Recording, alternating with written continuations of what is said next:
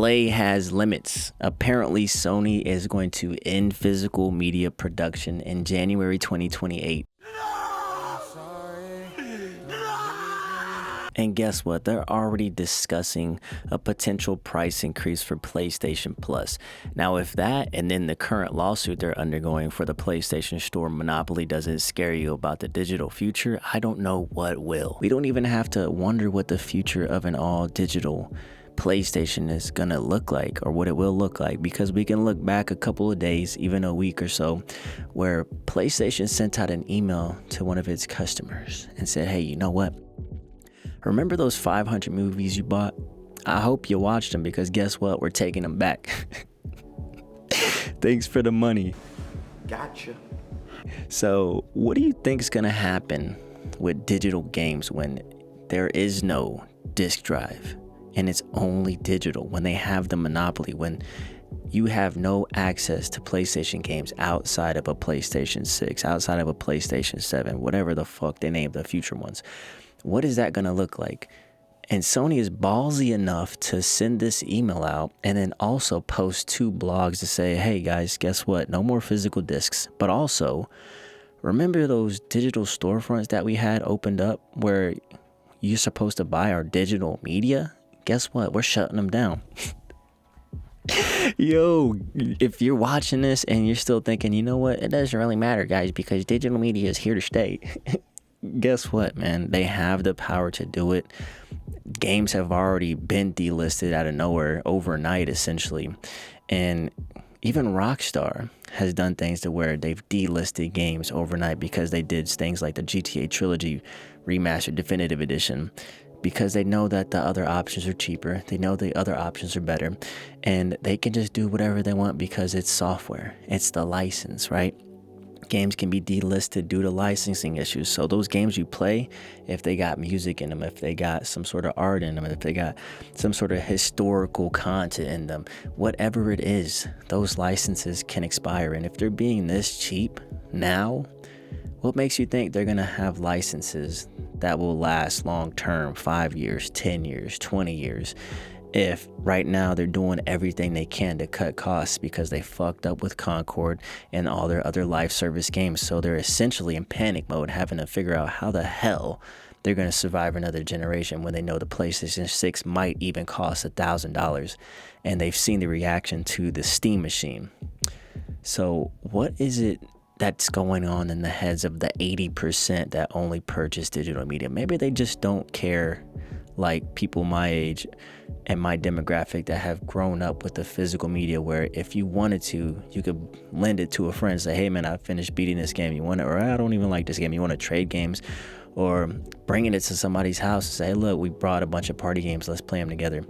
Yeah, you could probably log into your user account and play at somebody else's house, but you know what? With things like HBO Max, Netflix, Prime Video, making sure that you check in to locations that are your house, your home Wi-Fi, what makes you think PlayStation won't do that? We didn't even think about that because we're so tied up in the fact that, oh my God, I'm not going to be able to collect games. There's a broader vision that we need to start wondering about, because we don't have any digital consumer rights yet, to where if we wanted to trade games that are digital, if we wanted to sell them, if we wanted to refund them on PlayStation, that's not going to happen there. They are not Steam, and they're having to essentially put the foot on the gas to compete with Steam, because they do see the threat that Steam is. And even though the Steam machine, power-wise, price-wise, is not appealing to gamers, once this RAM shit ends, once this AI stuff ends, or whenever those prices can plateau and eventually decline, bro, Steam is going to look more appealing to a lot of gamers, especially with things like this happening, where you don't have any rights to your PlayStation games. Play has limits. Play has limits. They are going to make sure that they do whatever they can to be as aggressive and ballsy and arrogant as possible, to where it's just a sunk cost fallacy. You're going to be like, you know what, man, all my games are already on PlayStation. Shit, and now I got to stay with them, right? Now I got to stay with them. Eventually, it's just going to get to a point where you just can't, because so many of your games are on it. So many of your friends are on it. So if you don't make a U-turn, change trajectory now, stand up and say, you know what, I don't support this. Even on their blog, they got over 7,000 responses on the PlayStation ending physical disc media in January 2028 with 0 replies from the author. Obviously, they're not going to say nothing about that.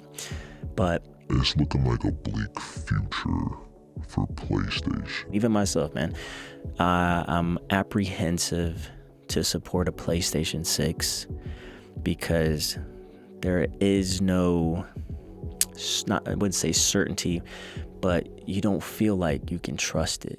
Because, you know, if Sony can pull things like this when we're not even in the generation of the PlayStation 6, they're laying the foundation to say, hey, guess what? We can do whatever it is we want. Like, they don't give a fuck. They say, hey, guess what's happening? We're shutting it down. We're shutting it down. And I even looked at some of the price differences between digital content, because this is one thing you're going to have to expect too. PlayStation is obviously not Steam. If you have yet to purchase games on Steam or use Steam, you know that they have some amazing sales on games. With PlayStation, I even looked at God of War, for instance, on PS4. Sure, the bottom line for that was $10, but if you see this chart I'm about to post up right here, that graph, here's another one for Ghost of Tsushima right here. That graph right there, the bottom line being almost $30. That's essentially what you can expect from PlayStation sales. Is they will have a threshold, obviously, because they don't want to give you the game for free, but their threshold will be the same. The deepest that they go will be the same for 3, 4, 5 years even. There are games that I've constantly seen on discounts, and it's like, oh, 70 up to 70%, up to 80% sales. Oh, it's the weekend deals. Oh, it's the PlayStation Play, Days of Play deals. And guess what? The same sales. They're the same exact sales. Same sales 3, 4, 5 years on end. They don't do those Steam sales. So that's another thing you should anticipate as well, because with the physical media and the digital media coexisting, stores have to do clearance sales. Yeah, sure, you got to get lucky on those instances, but stores do discounts, buy 2, get 1 free. They don't do that with digital games. Buy 2, buy 3, get 1 free, get 1 on 50% off. They don't do bundles like that. Sure, you can do a humble bundle on PC where if you purchase a certain amount of games, even on Steam, you purchase a certain amount of games and you can get discounts. You can't do that on PlayStation, at least not that I'm aware of. But you're not going to see those sales. You're not going to be able to do family share like they do on Steam where other people can play your games. You're not going to be able to do that once Sony tries to figure out a way to squeeze the juice out of you to make it to where only one person can play one game on one console with one controller. That's it, bro. It's game over. So think about the future that you're going to support as someone that really doesn't care about physical media. That 80% of people that purchase digital media, maybe they just don't care about physical media. Maybe they just see gaming as entertainment. A lot of people don't see gaming, or there's the 20% of people my age, don't see gaming as just entertainment, because we grew up with the tangibility of a cartridge, of a disc, of the case, of the booklet, of the manual, of the poster, of the collectibles, of the collector's editions, of the shirts and all that. So it became part of reality. And now it's just an app icon. So to those people, they just don't care. And this is going to have to be the future that we accept if we don't get some sort of legislation to prevent this, to give us rights. But let me know what y'all think. Do you support digital media? What's the ratio like in your collection as far as physical to digital? Do you actually care to purchase a PlayStation 6? Because at this point, it's like you just want to play your games at the highest fidelity, the fastest frame rates, etc. Are you planning on transitioning to PC? Do you know people that strictly play 100% physical or strictly play 100% digital? What are your thoughts on it, man? Let me know. Slap that like button, hit subscribe, do all that good stuff. Have a beautiful day and a good night, man. Peace. This is it. This is when PlayStation traps you. PlayStation prison. PlayStation prison. Welcome to PlayStation prison. Right?